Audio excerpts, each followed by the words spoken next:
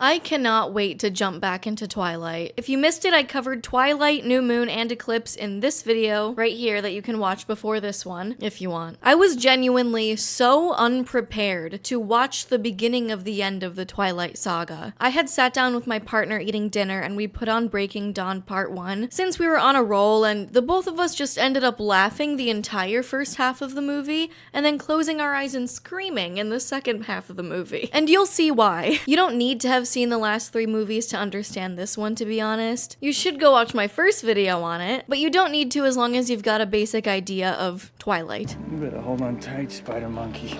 All you have to know is that there's a love triangle between a wolf, a teenage girl, and a vampire. I am hotter than you. And Bella and Edward are gonna get married.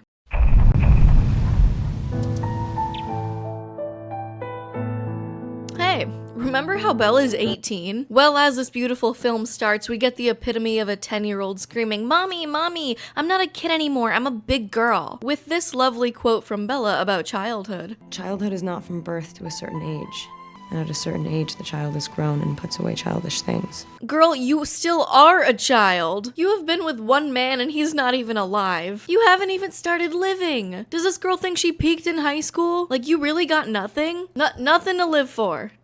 I am going hashtag millennial girl boss on her because, girl, do you have hobbies? For real, I don't think she has a single hobby that isn't obsessing over a vampire. Get a Tumblr like the rest of us in 2012 and figure it out. A few people have brought up in my last video that the author Stephanie Meyer that this series is based off of is a practicing Mormon, and this influence heavily shows throughout the Twilight series, which is why it's so... I can't think of it, I just don't know. Anyway, this movie starts off with a bang, because over Bella's dialogue about being so grown up, Jacob gets the wedding invitation for Bella and Edward's wedding. And yes, baby, 2 minutes in, the shirt is coming off! I can already hear the theater erupting in cheer. Followed by Bella's parents' reactions, which were so unintentionally hilarious.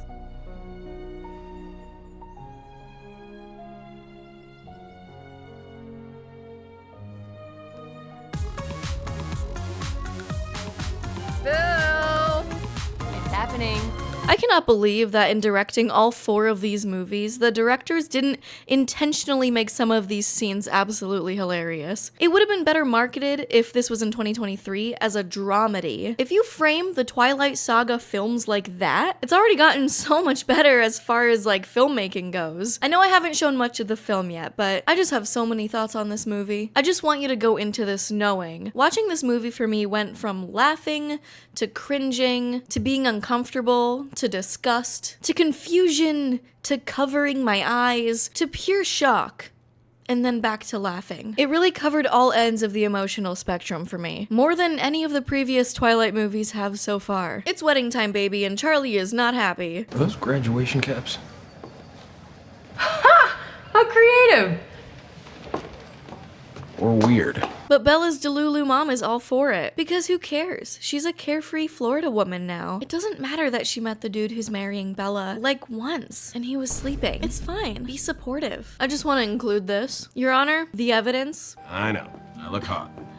The wedding scene goes on for so long where literally nothing happens. And we spend the first half hour of this movie at the wedding. We spend the full length of a real-life wedding ceremony watching a fake wedding ceremony between a teenager and an immortal Tumblr boy. Also, who are these people? It really is like a real wedding where you don't know who half the people are and just assume they're from the other side of the family. I guess these are cousins we've never seen before? Everyone's got some of those. We spend a third of the entire movie at this wedding. Jacob comes to say goodbye and get angsty again. I'm just trying to appreciate your last night as a human. It's not my last night. He gets so weirdly aggressive here from like 0 to 100 at Bella because he finds out they're gonna have the most dangerous sex in the world. You are joking. What, while you're still human? You can't be serious, Bella. Tell me you're not that stupid. I mean, it's really none of your business. No, you can't do this. Jake. Listen to me, Bella. Let me go! Calm down, Are you out of your mind? Huh? You'll kill her! Walk away, Jake. This is a recurring theme in this film, as it was the last film, as it was the film before that. All Jacob is concerned about this entire movie is what Bella does in private with her own body. He is so concerned that Edward is gonna kill Bella with his abnormally pointy cock. We're back at Edward and Jacob reminding Bella how dangerous it is to have sex with them. No, You said that you wanted me to have every human experience. not ones that will risk killing you. You won't. It's too dangerous. But who cares, because this movie should have been a comedy, and I stand by that. You think Bella's gonna be showing? Jess, she is not pregnant. Okay. Who else gets married at 18? I just thought it'd be bigger. Yeah.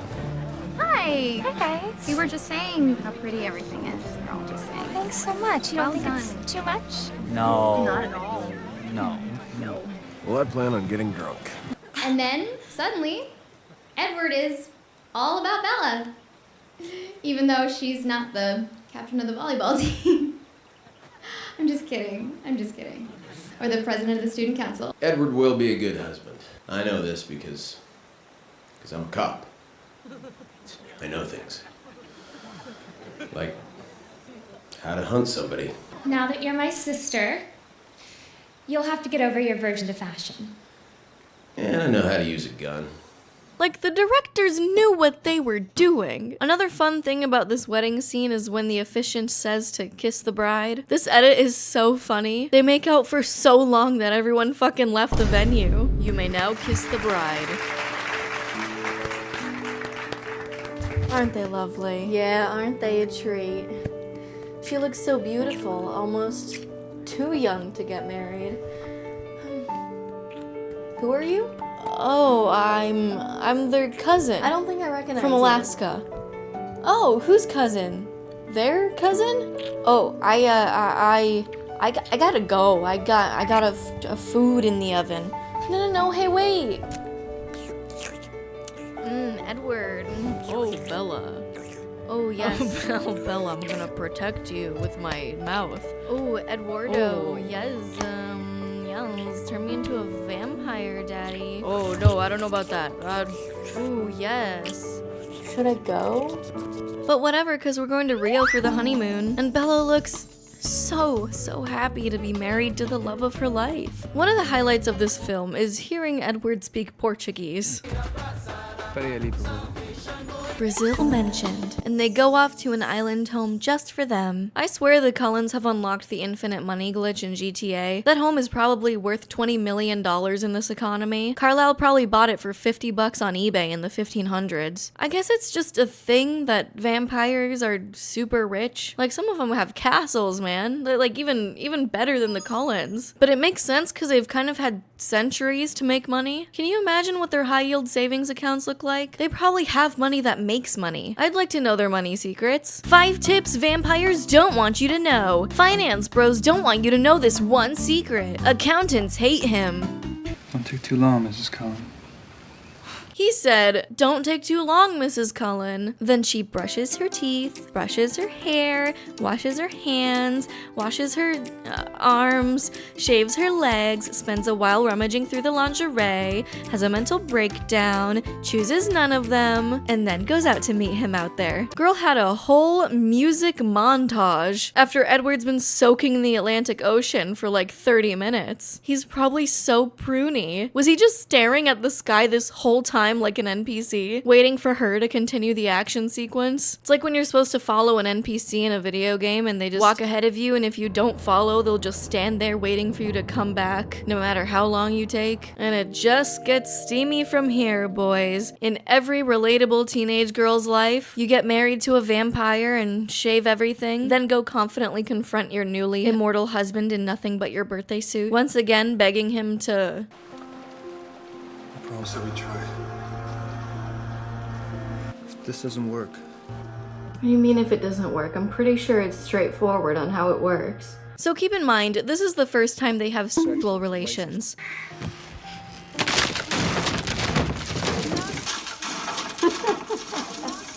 The place is fucking destroyed. This is the only time in history that it would be appropriate for Airbnb to charge that $200 cleaning fee. They do have Brazilian housekeepers, and they're gonna have to fix and clean that shit. The audacity. Okay, it's still going. She woke up and it was over, but no. Now she's thinking about it, and we're seeing even more. She's also covered in bruises, which is what I guess they've been alluding to this entire time, that it's too dangerous for them to shag. A little underwhelming, but I'll take it, as this scene has gone on for far too long now. And they can't go a single scene without having an argument. Bella, I can't tell you how sorry I am. I'm not. Really, I'm not. I'm fine. Don't say you're fine. No, you don't. Don't ruin this. I've already ruined it. My God, they're insufferable. Why can't you see how perfectly happy I am? Or was 5 seconds ago? They're like that couple you hang out with and they start fighting in front of you and you don't know what to do but sit there awkwardly and watch. He's like, you should be angry with me. I did this to you. Dude, I'm pretty sure you amply warned her several times in 3 feature films. I think she knew what she was getting into. Even at the beginning of this movie, the first interaction Edward and Bella had, they were fighting. It's not too late to change your mind. What, now you're having second thoughts? You are. I haven't told you everything about myself. Did you really think this was going to change my mind about you? I just wondered if it would change your mind about yourself. And Edward was being all like, I haven't told you everything. Are you sure you still want to marry me? Like, shut up. Okay, I never thought this would happen, but we do get a montage of them bonding. We get to see them having fun. Want to know what this cool, fun young couple does for fun? Chess. That's like it, this whole montage. And they do it at least 3 times. Besides jumping around and swimming and kissing, and oh my God, that was a dream and she's crying. It's just a dream. It wasn't real. I hate them so much. Then why are you crying? Because I wanted it to be real. Just go play chess. I'm pretty sure they sell chess in Brazil. I don't know what to tell you. Watching this as an adult makes you really realize that Edward and Bella are just an obnoxious high school couple that is just horny for each other all the time. Maybe they'll say she was in a car crash. Or tripped and fell off a cliff. And Jacob is still obsessed with her having sex. Everyone just shut up. It's none of your business at this point. Something I glossed over on the first watch through but am now dumbfounded by is how casually Bella's like, maybe I can wait to become a vampire. I didn't know how good being a human could be. I did not know how good being human could be. Why is this a moment that's completely glossed over? It's like 30 seconds long. This should have been a bigger deal than a passing comment. She's spent 3 movies wanting to become a vampire. Where did this come from? And you want to know what changed her mind about all this? That's literally it. They say it. So sex was the key, after all.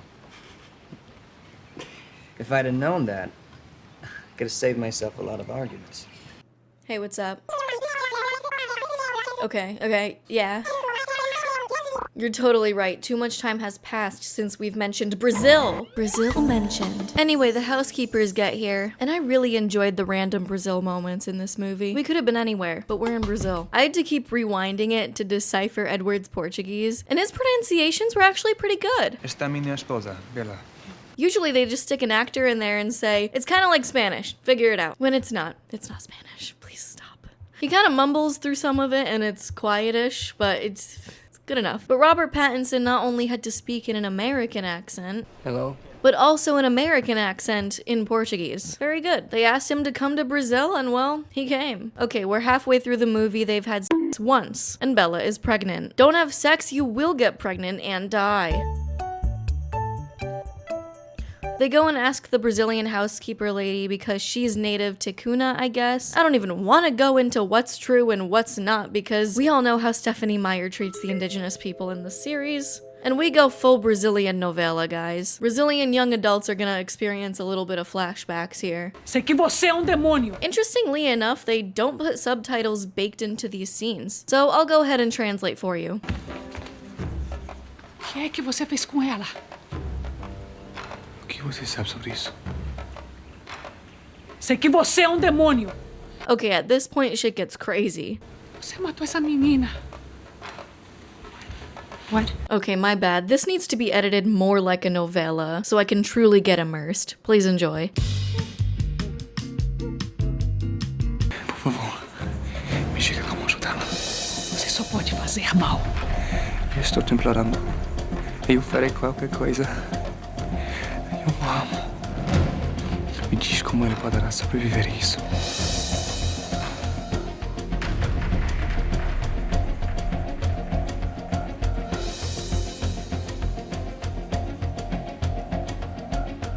Morte.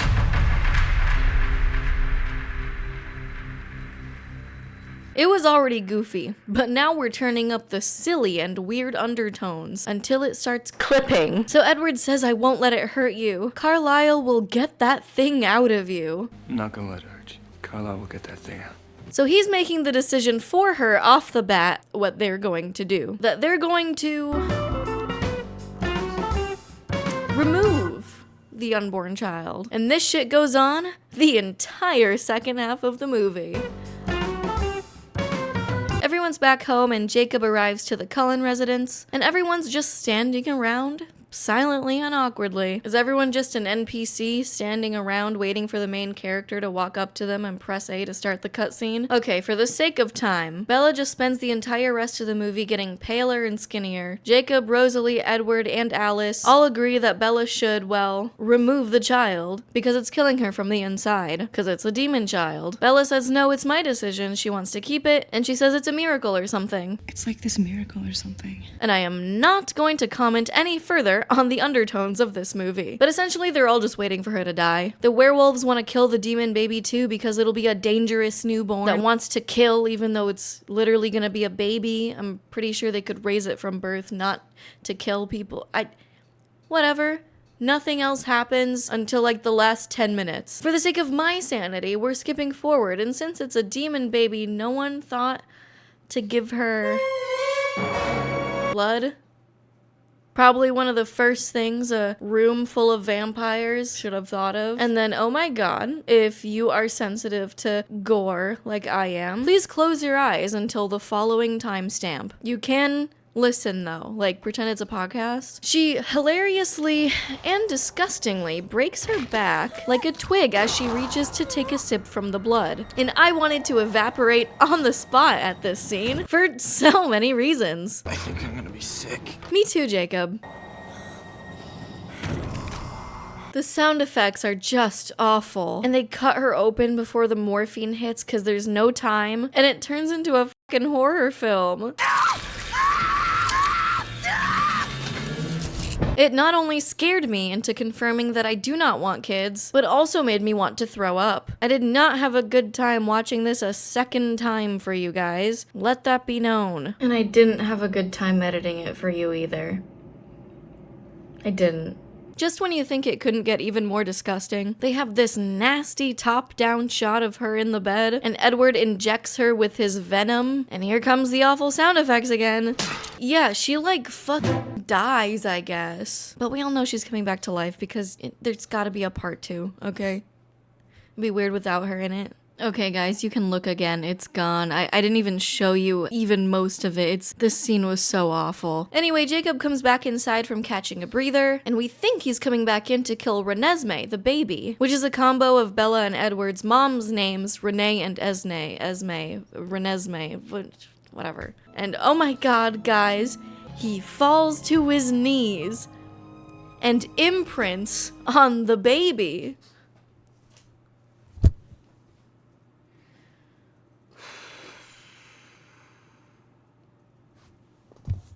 I think Breaking It On Part 1, I don't think I saw this one when I was younger. I saw the first 3, and then I moved, and I never saw the rest. So I didn't particularly remember this part of the story. It's so ridiculous. I don't even have words for it. There's nothing I could say that would make this scene funnier just by itself. So the werewolves show up to kill that baby, but now they can't because it's their one big law. They can't hurt her.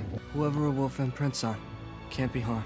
Guys, this was the worst movie I've seen in a long time. At points it was fun bad, and at others it was so poorly executed. The vision and the tone in this movie is so vast from beginning to end. It takes you on so many twists and turns. You just don't know where the train is going. After watching Breaking Dawn 1, I couldn't stop talking about it for the next couple days because I was just flabbergasted at just how awful that was. The whole second half of the movie was the most unenjoyable hour of my life. That's so dramatic. Oh yeah, and the movie ends with Bella opening her eyes because the venom worked and now she's finally become a vampire after she was finally just fine with being human. I don't know what the point of that character development was. The scene of her transforming is just absolutely ridiculous too. Like, can we cool it with the sound effects, please? I couldn't even do a day in the life of Charlie Swan montage for this one because it was so bad. It would have just been depressing. He spends the whole movie worried as fuck about his daughter.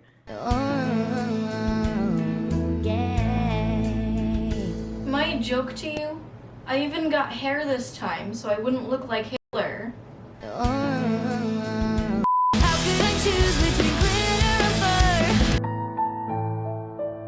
This is the finale. This is what we've all been waiting for. I just recorded 30 minutes of footage and I had to delete it because the audio was fucked up. So please enjoy this second take. I don't think I've actually seen Breaking Dawn Part 2 when I was a kid, so this is going to be a fresh watch through. Breaking Dawn Part 2 took some heavy notes from the writers of Game of Thrones on how to end a series on a good, perfect note. Everything's good. It was awesome. Really good. Really good. The trend of two-part finale movies based on books was definitely popularizing around this time. We had Harry Potter and the Deathly Hallows 1 and 2, Hunger Games Mockingjay 1 and 2, and now Twilight Breaking Dawn Parts 1 and 2. And out of all these, Twilight's ending could have been one movie. This meeting could have been an email. I've never seen a finale so full of nothing until now. But I will say I did have a lot more fun watching this half of Breaking Dawn than the first one, even though technically less happens in it, or I feel like both movies kind of had just two things happen in them, but either way. So like a surprise to no one, Bella wakes up a vampire. Oh, well imagine. She didn't actually die, because if we lose a main character, how is 12-year-old Emily from Ohio supposed to insert herself into an inter-fantasy throuple between a vampire and a werewolf? The only thing different about Bella is that she has red eyes. Wow. So that's cool. I guess she's not gonna look that different, but still. They did make her hotter somehow. And we left off with Jacob imprinting on Renesmee, the newborn baby, and Bella is reasonably very angry about this, because Jacob gets very weird and obsessive over this baby before her own mother gets to meet her. All right, that's enough experimenting for one day. Jacob, she's doing great. Yeah, let's not push it though. What's your problem? Team Jacob fans should be pretty embarrassed by now. In the wise words of Tyra Banks, I was rooting for you. We were all rooting for you. What I noticed about Breaking Dawn 1 and 2 is that they absolutely kill Jacob's character, like, on purpose, it seems, to force the audience to be Team Edward. Because Jacob's character development from the very first movie, ironically, he's probably the only character that got character development at all now that I think about it. Not that the movies needed it, trust me, they were entertaining enough as static characters. He turns from, like, a nice guy to a Reddit nice guy. He goes from a mysterious, shirtless hunk with a little bit of edge to a stubbled creep who loves a baby. He goes from TikTok e-boy to nanny in like 2 years. Bella ruined this man. I don't care what anyone else says. However, in this scene where Bella is confronting Jacob about the imprintment. You imprinted on my daughter? Jacob calls Renesmee Nessie, and Bella drops this. From the beginning, it was Nessie who wanted me there. Nessie? You nicknamed my daughter after the Loch Ness Monster? I was laughing out loud at this scene, like I was literally LOLing in real life at this. Like a good old ha-ha in real life. They say Bella has no personality, and while I agree that she still lacks some meaningful brain movement, she drops the best Disney one-liners in these films that are so unexpected every single time. As soon as you forget it, boom, Disney one-liner. Stop! I'm tired of this. From now on, I'm Switzerland, okay? So we get this really f***ing cool montage of Bella's new powers as a vampire, and Bella is just instantly goated.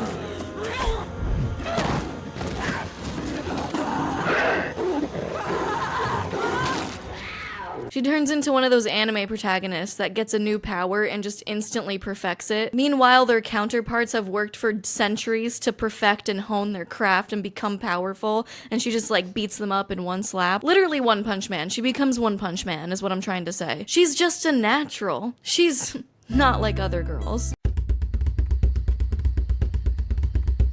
Oh, and this newborn thirst that they've been hyping up the entire series, where as soon as a vampire gets turned, they have this uncontrollable thirst for blood and they can barely control themselves and hunt people. So it's like really hard for them to control that thirst as a newborn vampire. Bella has barely any problems with it. It wasn't even that bad for her. She just had like one instance of almost hunting a guy, but Edward was like, no. No, stop! And that's like it. It was fine. Everything's fine. You ran away from human blood mid-hunt. Even mature vampires have problems with that. It was at this moment that I realized Bella Swan is a Mary Sue. I should have known. A character who is often portrayed as inexplicably competent across all domains, gifted with unique talents or powers, liked or respected by most other characters, unrealistically free of weaknesses, extremely attractive, innately virtuous, and or generally lacking in meaningful character flaws. A Mary Sue is often an author's idealized self-insertion and may serve as a form of wish fulfillment. You're probably wondering about Charlie, Bella's dad, at this point. I am. I'm worried about him. I'm not letting this go. This wig was like 20 bucks. You're not gonna give me any lines. You can think of any skit. Are you really? Really?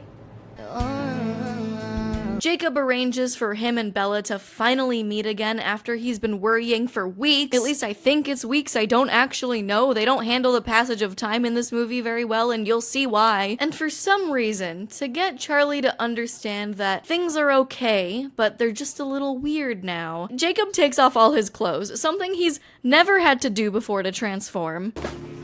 What the hell are you doing? You don't live in the world you think you do. Jacob, put your clothes on. So he can turn into a werewolf in front of Bella's dad. Stranger things happen every day. Trust me.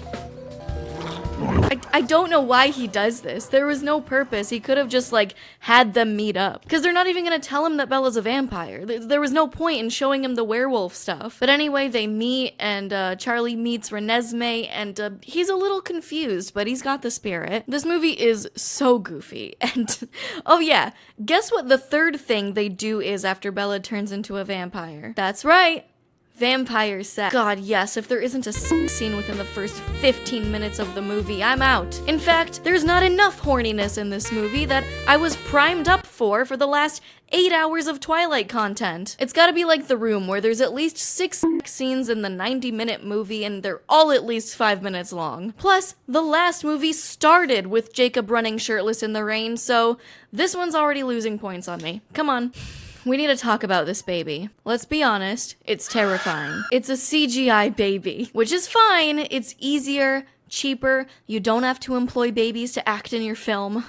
But wow, I just don't know what to think of it. It's almost uncanny, like the kids in Polar Express, which scared the f out of me as a kid. I never liked that movie because of the uncanny valley. And Renesmee ages so fast. Like, Bella had sex once and immediately got pregnant and died. And that carried over to when the kid is born. She ages from, like, babyhood to 11 in an unspecified amount of time. We don't know if this is days, weeks, months, we don't know. Which would be fine because they're vampires, so it would make sense to have the audience feel that same arbitrary passage of time like it is for them.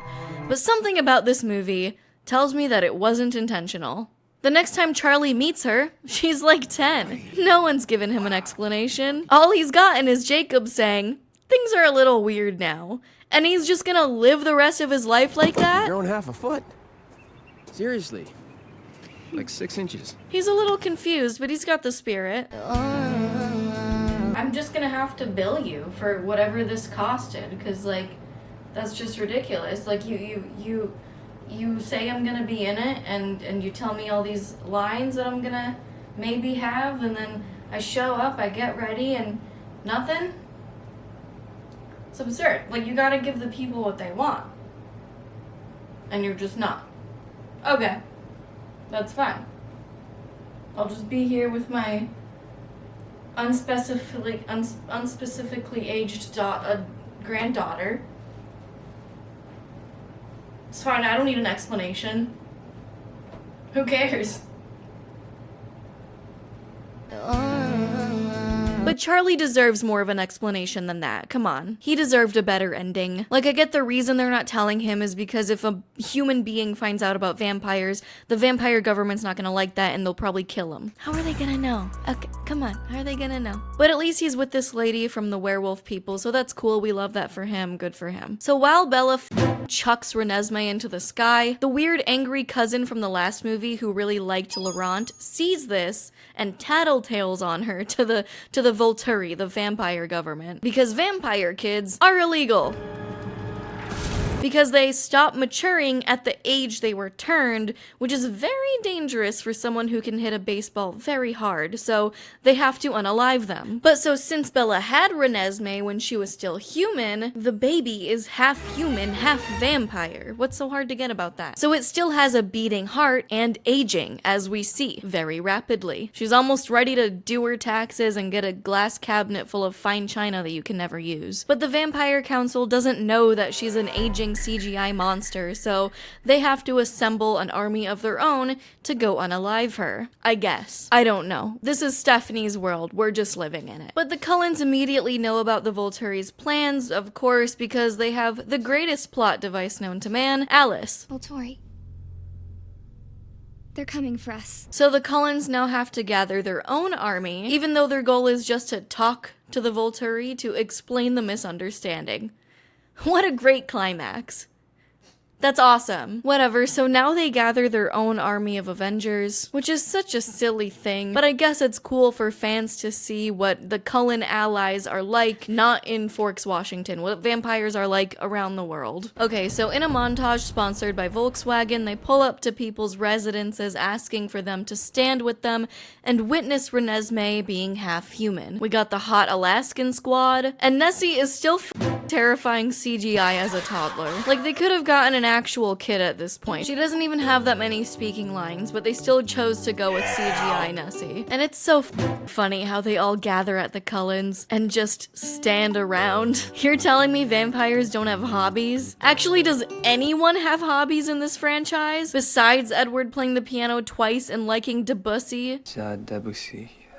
Seriously, name one of Bella's hobbies. Name one thing Charlie Swan likes doing besides reading the newspaper and drinking beer. I guess he likes watching baseball, but like, does watching baseball really count as a hobby? What's one thing that Jacob likes doing? And fixing up that motorcycle in the second movie doesn't count. His only hobbies are getting angry and taking off his shirt. Anyway, I'm getting off track. So they just stand around staring at each other? It's 2012. They don't even have like heads up, charades, a PS4, some board games to at least get to know each other before throwing yourselves into a war that you have no business being in. Rami Malek is a vampire. I was not expecting that. Where he's a f***ing waterbender, I guess. Okay, I guess he's the f***ing Avatar now.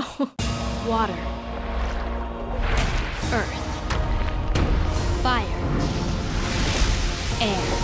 There's also the Amazonian women vampires. Brazil mentioned. They do not speak, they just stare. Then we got the hot Americano rock star vampire who hates British people. I hated the first British invasion. We have the Russian vampires, one of which is just the guy from Lazy Town. We even got Irish vampires. Everyone from every place looks like a stereotype, and I'm not even mad about it. So a lot of these vampires have powers, so you might be wondering if Bella has one. Oh yes, she does. Oh yes, she does. She's a shield. It all makes sense now why no one's vampire powers conveniently never worked on Bella, except Alice, because it was convenient. She's been a shield this whole time, and she learns how to project that shield onto the people around her. character. Very easily. She does it in one scene. She really is an anime protagonist that gets new powers and then masters them instantly. It's ridiculous. I do like that it's just her staring though. I feel like it fits her character very well. Okay, not to bring this up again.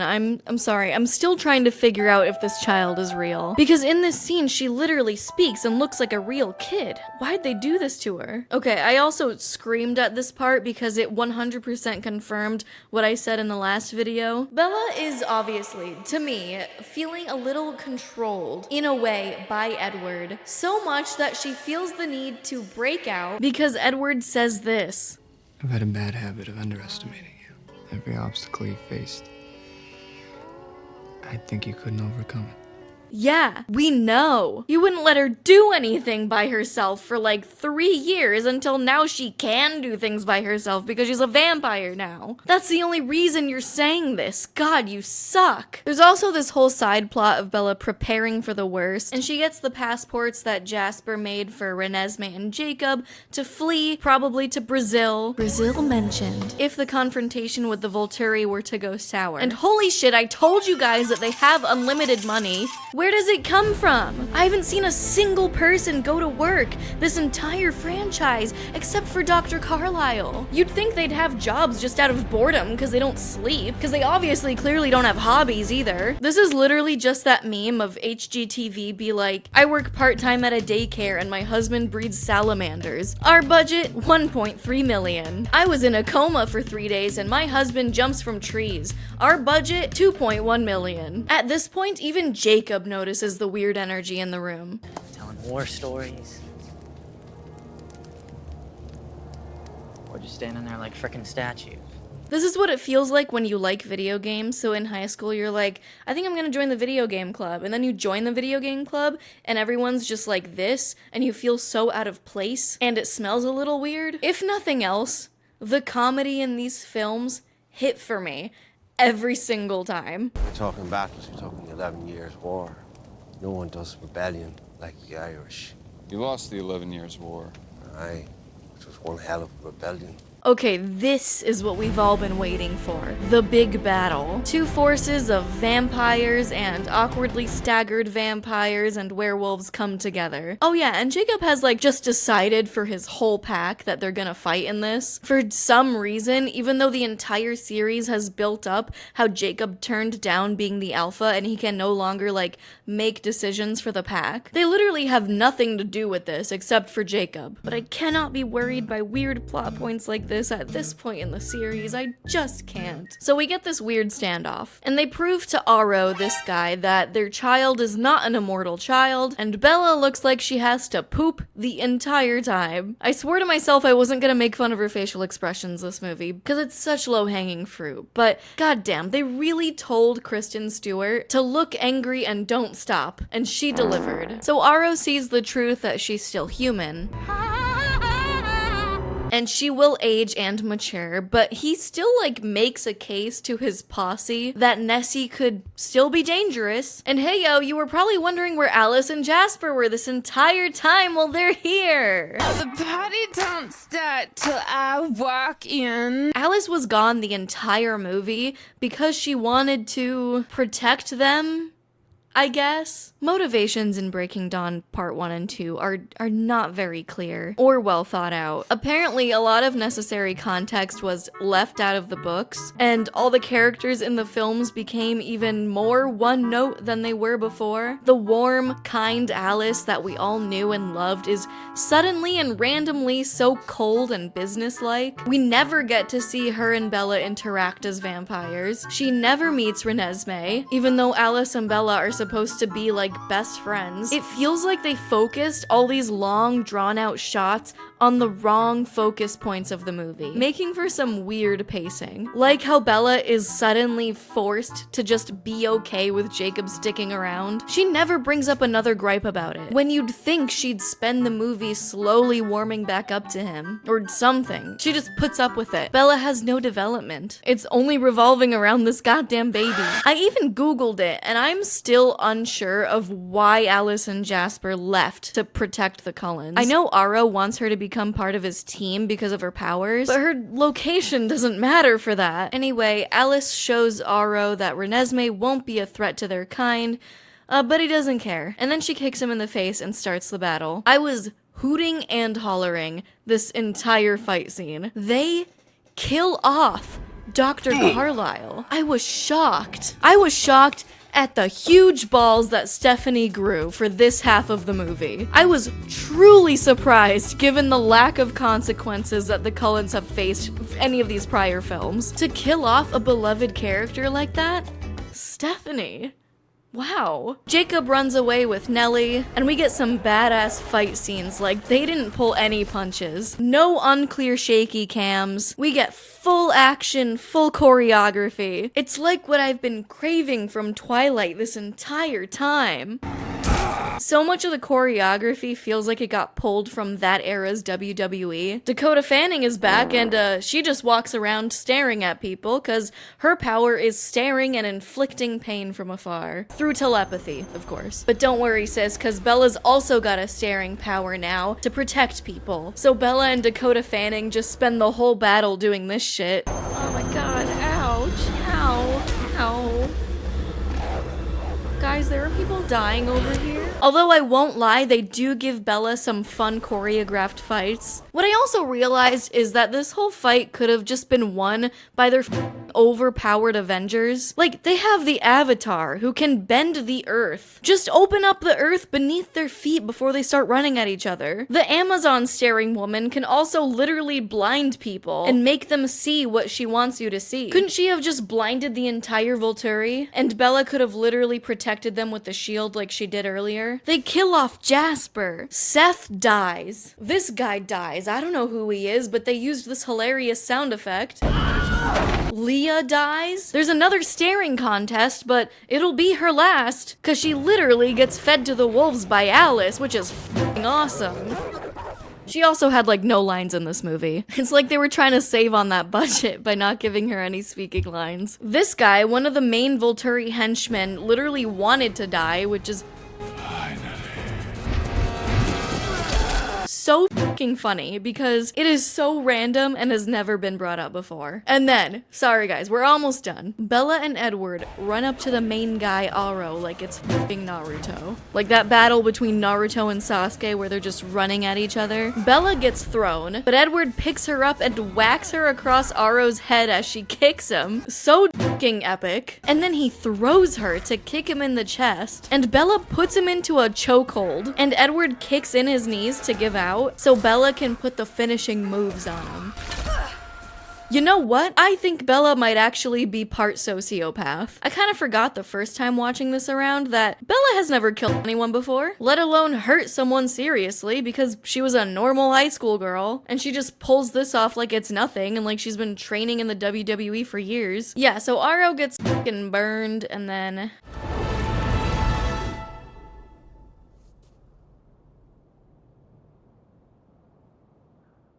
that's it. I'm done. Right when it was good. Right when it was good. Now you know. That's your future. There are no consequences. Nothing happens because Aro sees that he would die if he did. They bring out this guy who's also half human, vampire, whatever, to prove that they're chill. And they just kind of agree to leave them alone. It's so awkward. This whole movie is so weird and awkward. Why are they standing like that? That's all they do the whole movie is stand around. Conclusion, everyone is safe at the Cullens. No one's died. Everyone came for no reason, but it's not like they have limited time to waste. I'm glad she has you. So should I start calling you Dad? No. I thought you said it wasn't like that, Jacob. Who are you? I don't even know you anymore. What happened to you? And then Alice sees that Jacob is going to romantically be with Renesmee, and Edward reads her mind and is aware of it too. And they just don't care. What is going on? Put him in jail. Put him in jail. Okay, last scene because I'm so fed up with the series. We're back in this godforsaken meadow, and Bella learns how to put down her shield so Edward can finally see into her mind. What a nice metaphor. I get it. I get it. You put your guard down. what a cool metaphor. Then they make out some more, and they literally get to be with each other forever, as stated like 3 different times in the ending. Forever. Forever. And then 1,000 years plays, and I am instantly transported back to 2012. Wow. I mean, I'm glad it's over, but I also enjoyed watching it. I can't tell you how much fun I have watching bad movies. I know I was probably a lot harsher in this video than the last one, but it's out of the love of my heart, I promise. The ending was pretty bittersweet and nostalgic, after all, especially with the 1,000 years playing at the end. Like, that song was so overplayed back then, I hated it. I still kind of hate it. But it made me remember all of the Twilight songs that were huge at the time. Like Paramore's Decode, a classic, 1,000 Years, that Muse song that I said was weird guitar music in the last video, It Will Rain by Bruno Mars, Linkin Park, like they went all out. And they were all so sad and emo and sometimes just sappy. It makes me almost want to write my own sappy cliche Midwestern pop punk song about Twilight.